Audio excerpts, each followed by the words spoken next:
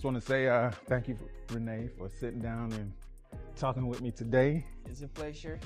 Yeah, and I got some questions, and if anything's too personal or whatever, you don't have to answer it. But I got a list of questions asking things about, your start in barbering on up to where you are now.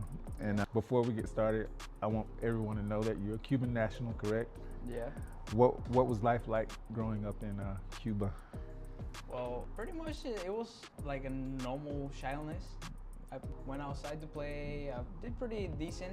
Everything started to change when I was a teenager to like a young adult. Yeah.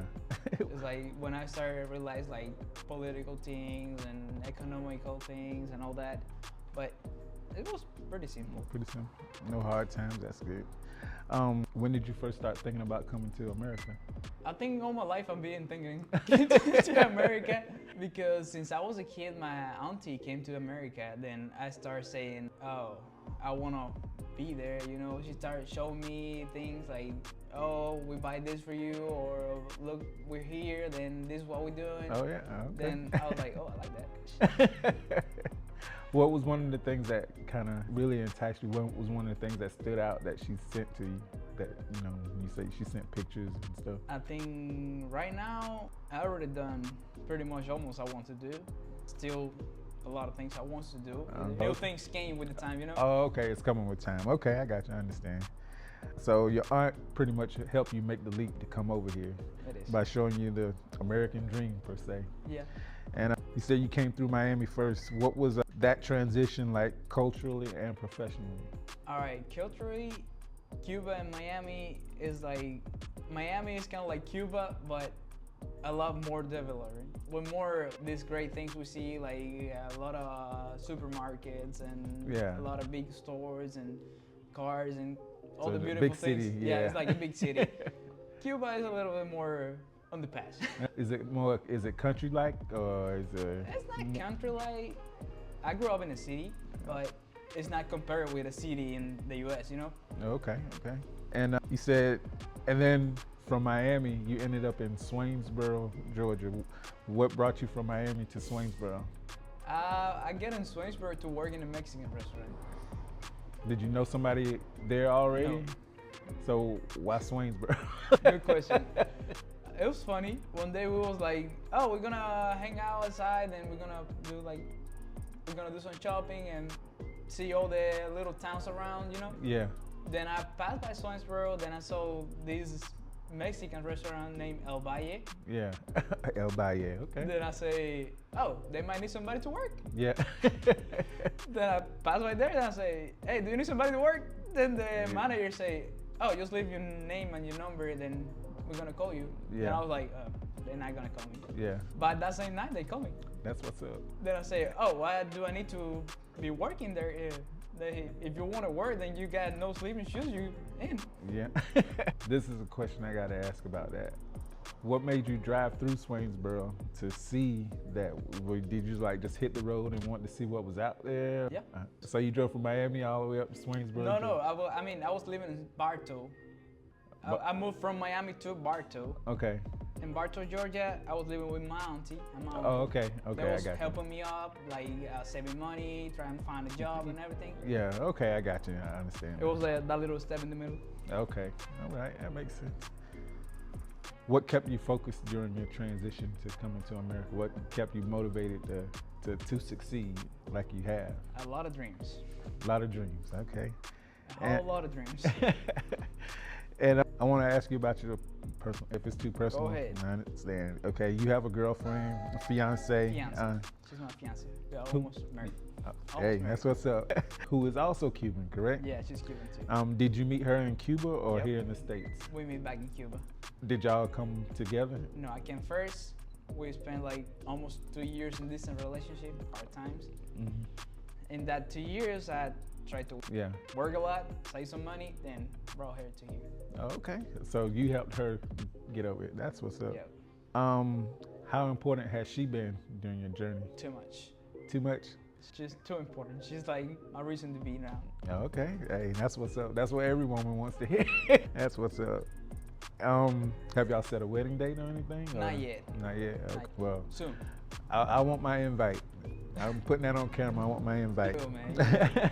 And what's it like building a life together with her in this new country? Honestly, in that time when I came to here, then I was by myself. It was way harder than since she's been here.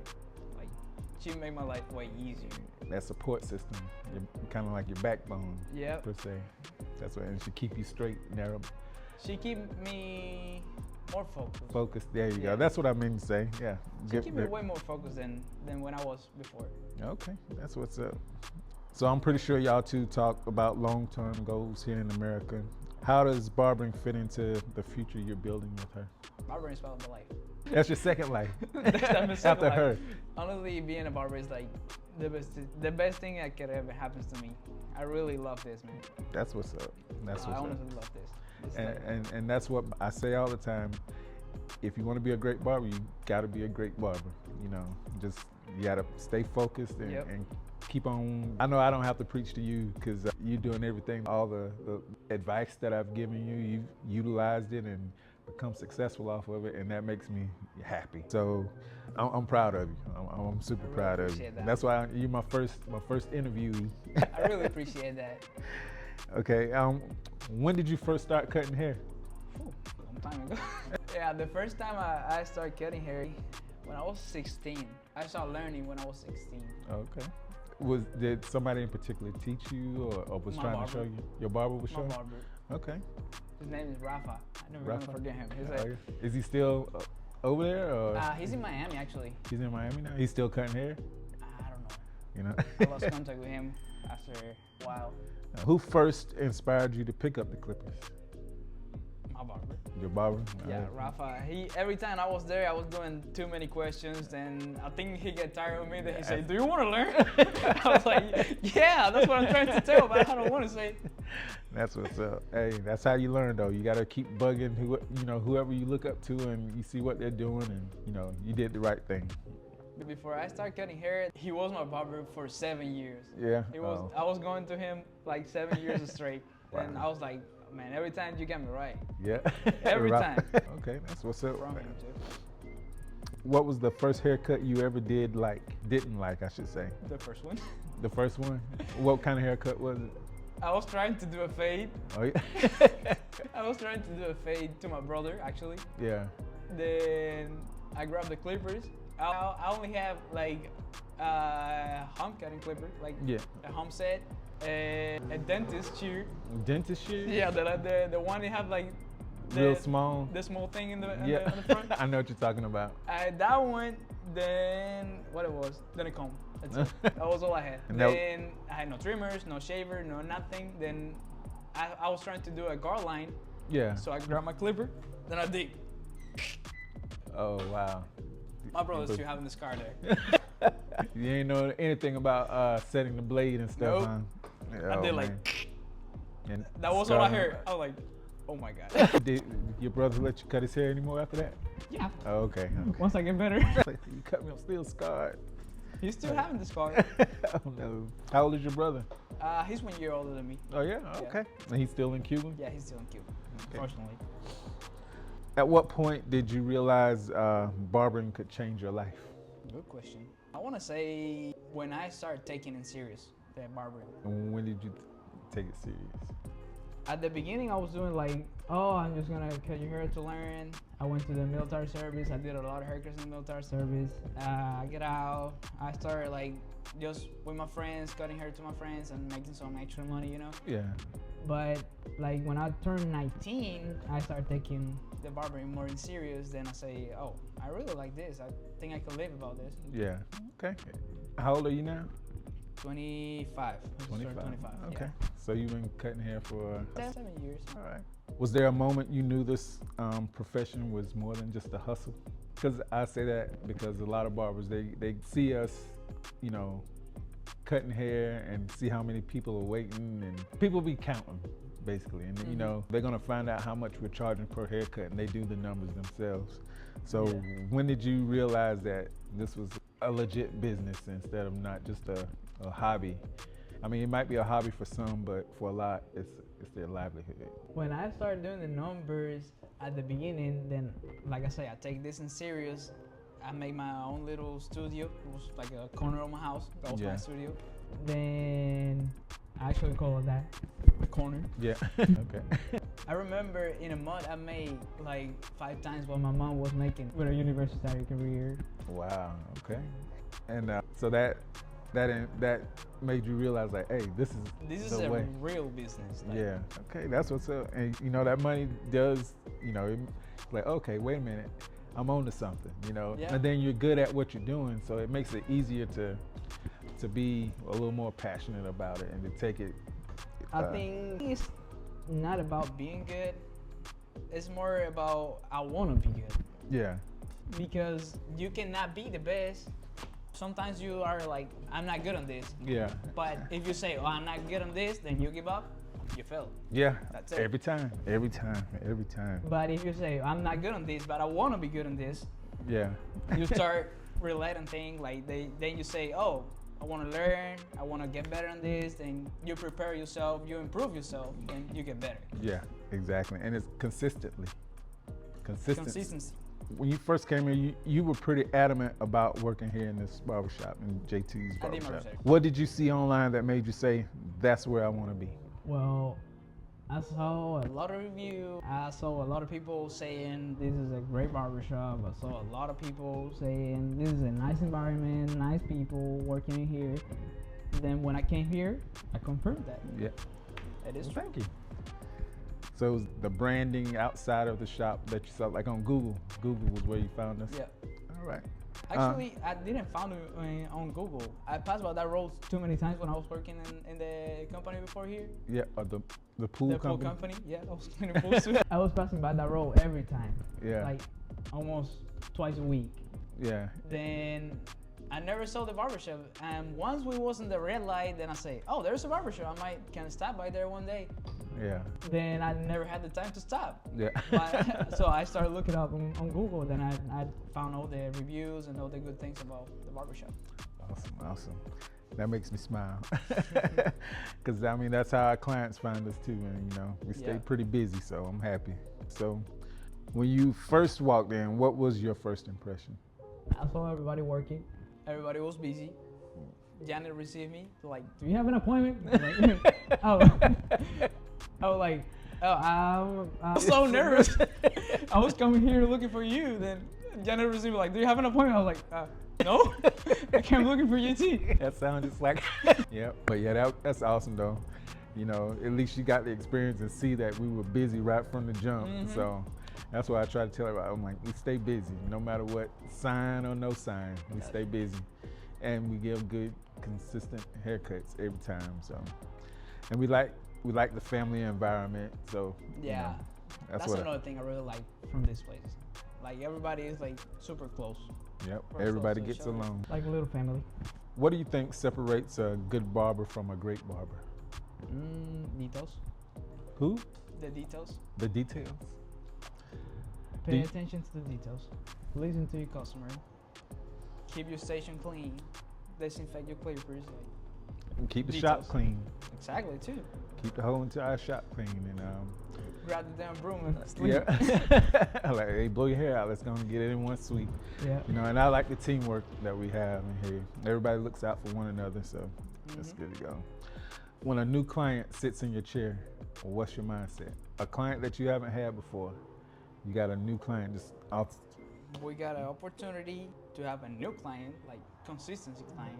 Then we have the opportunity to create, like change his mood, change how he looks, and especially you can make like more clients about that client. Yeah. Back. And how do you build trust quickly with your client? What do you have a certain? Is there something you say specifically? I just listen. You just listen. You give them your ear. Listening is like super basic. Like you have to listen what your client have to say. You have to listen what he really needs, and you have to understand what he needs.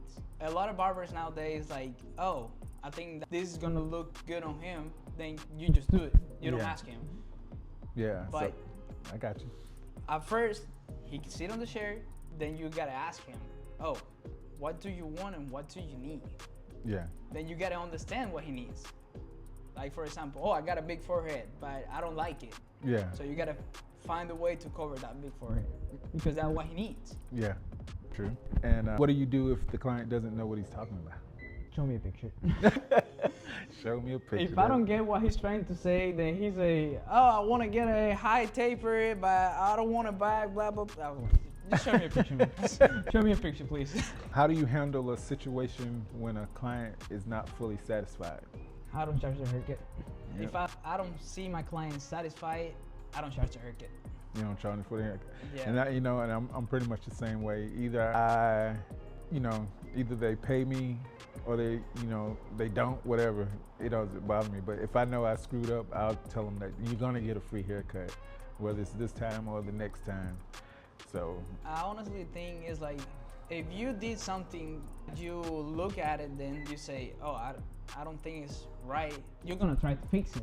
yeah, Then you're gonna fix it. But if when you fix it, for you it might look good, but it's not what your client wants, or it's not what he was Yeah. asking for. yeah, It's like, oh, I don't really like this, and You know. yeah. Have you ever? I mean, I don't have too many situations like that. I think the only bad situation I had once, it was one of the clients. he's not my client.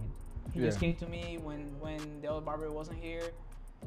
Then I did my haircut, I did everything. Then he said, I want 2 hard parts, Yeah, one in both sides. yeah. Then I was like, oh. Then I did one because I didn't understand. He was asking for 2 hard parts, like one in each side. I was Yeah. like- It was weird to me. Yeah. Then I just wrote one hard part. Then I say, oh, I didn't ask for that. I asked for 2 hard parts. I want You want another 2 hard- on one side? no. He wants Oh, one one in here here and and one- one in here. Then I was like, oh, are you sure you want that? Wow. I thought he was joking. Yeah. He was always making jokes and being funny with everybody, you know? Then I thought he was making fun. Then I say, are you sure you want that? I don't think that's gonna look good. Then they said, yeah, I'm serious. I wanna get that. I was like, well, okay. Let's make it happen. Hey.